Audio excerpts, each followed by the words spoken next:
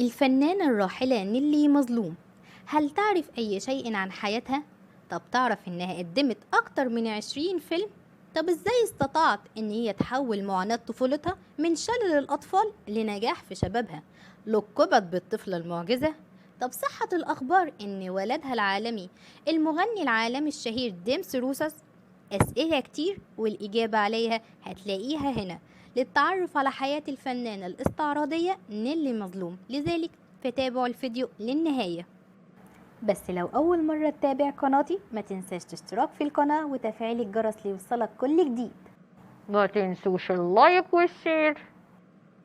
نيلي كاترين مظلوم اتولدت من أب إيطالي صانع مجوهرات وأم يونانية في اسكندرية 9 يونيو عام 1925. عانت من شلل الأطفال في صغرها. اتبناها طبيب يوناني مشهور عالجها لحد ما شفت. بعدها اتبنتها زوجة الطبيب وأخدتها علمتها رقص الباليه لتصبح راقصة باليه محترفة وكان عمرها 5 سنوات. دي كمان لقبت بعدها بوسائل الإعلام بالطفلة المعجزة. وبفضل موهبتها في الباليه والرقص الكلاسيكي قدمت عروض يوميا في دار الأوبرا. دي كمان رقصت أمام الملك فاروق. حصلت على ليسانس الآداب كان عام 1964. السنة دي كان وشها حلو عليها. اكتشفها المخرج عباس حلمي وقدمت على الشاشة لأول مرة كان فيلم صاحب باليه. الفترة اللي كانت قبل وقوفها أمام الكاميرا كانت مصممة لملابس رقصات الباليه. دي كمان كانت بدأت بتأسيس معهد للرقص الباليه والرقص الإيقاعي. جسمها الرشيق وتمكنها من لعب الباليه أهلها للعب أدوار الرقص بأفلامها. دي كمان ملامحها الأستقراطية حصرتها دايما في أدوار الطبقة العليا باستثناء بعض أدوار الشر اللي قدمتها بنجاح بسبب نظراتها الثاقبة وقوتها، زي مثلا اللي قدمته مع اسماعيل ياسين في فيلم ابن حميدو دور لا تانية. دي لدرجة ان الناس نسوا ان اسمها الحقيقي نيلي وكانوا دايما بيقولوا لها يا لا تانية. لقبت بأشهر راقصة باليه مصرية، حتى انها نافسة تنحية كاريوكا وسامية جمال في الرقص الإيقاعي. انتشر اسمها بشكل كبير بعد مشاركتها لبعض الأفلام اللي أهمهم ابن حميدو وفاطمة ومريك ورشيد وما كانش على البال وفيلم التلمذة اللي آخر فيلم مثلته في مصر. اتجوزت 6 مرات وعندها ولدين.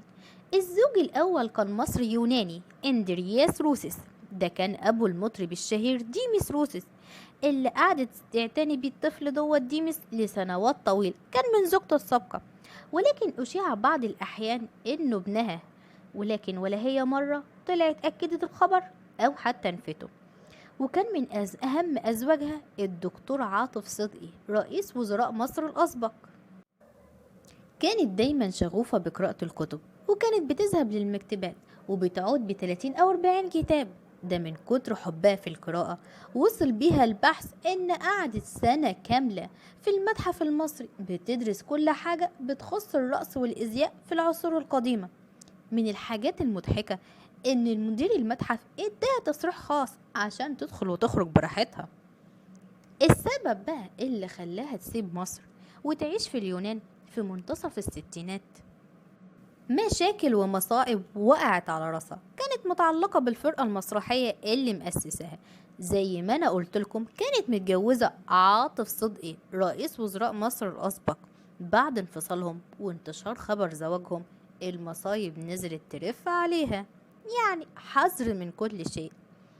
الفرقة المسرحية اللي كانت مؤسساها اتوقفت، فقالت لك هقعد اعمل ايه هنا بقى، ارجع بلد ام احسن. وفعلا راحت اليونان وعاشت هناك وأسست فرقة باليه هناك وتوفت سنة 21 فبراير عام 2003 عن عمر بيناهز 71 سنة. بتمنى أعرف رأيكم في التعليقات. أشوفكم على خير، مع السلامة.